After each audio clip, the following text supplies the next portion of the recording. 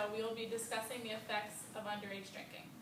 In a little while, I will have two guests, Arlette Leyba and Alex Baker, to answer questions about teens and drinking.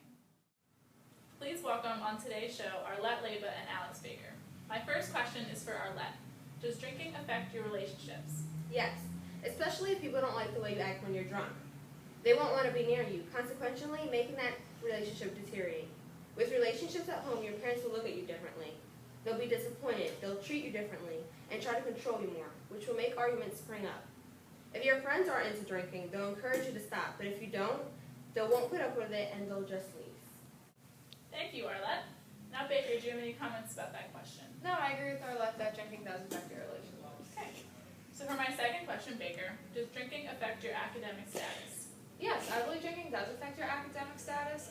If kids go out drinking on the weekends, that's all they're really thinking about. They're not thinking about their school or anything academically, homework, projects.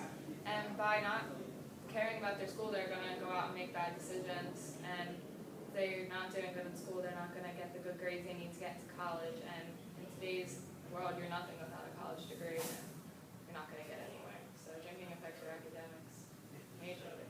Thank you. Arlette, do you have any comments about Baker's question? I completely agree with her.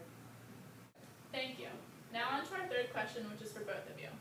Do you agree or disagree that it is the responsibility of the host of the party where there is alcohol to provide either a place to sleep or transportation for the guests that are too intoxicated to drive? Arlette, first response. No, I don't think that, because the host is throwing the party. They have the alcohol there, but it's up to the guests to say whether or not they want to be responsible and drink or not. So no, it should be up to the guests to make their decision. Baker?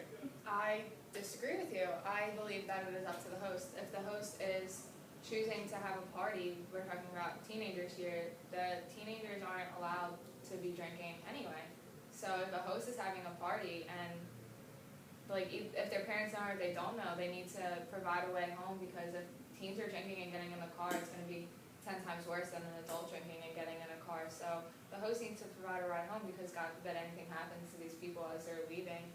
The host is not responsible, and not directly responsible, but indirectly they do hold a responsibility for that person if they're injured or if anything bad happens to them.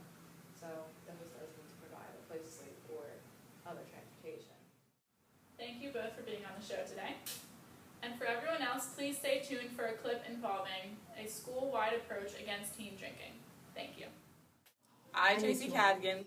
I, Alethea Wright. Bilal Gillard. I, Genesis Rolla. I, Francine Matias. I'm Miranda. I, Elena. I, Will McHugh, pledge to abstain from drinking alcohol. I promise to remain sober until such a time that I am able to drink legally. I promise to stay away from drinking at parties and to be responsible and act as a designated driver for those students who choose to drink.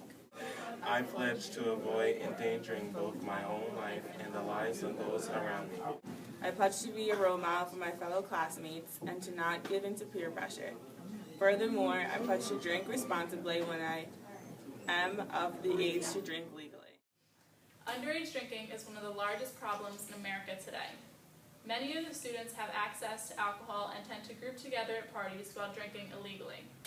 Many of us do not understand the consequences that are tied together with underage drinking.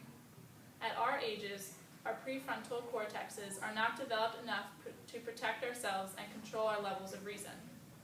This is the reason that teens are considered reckless, which, in addition to alcohol, leads to many dangerous situations that can lead to death or at the least severe injury.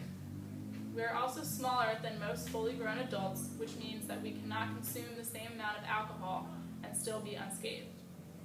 The next time you are confronted with a situation where you are tempted to drink illegally, step back, think about the consequences, and decide whether or not the benefits truly outweigh the consequences.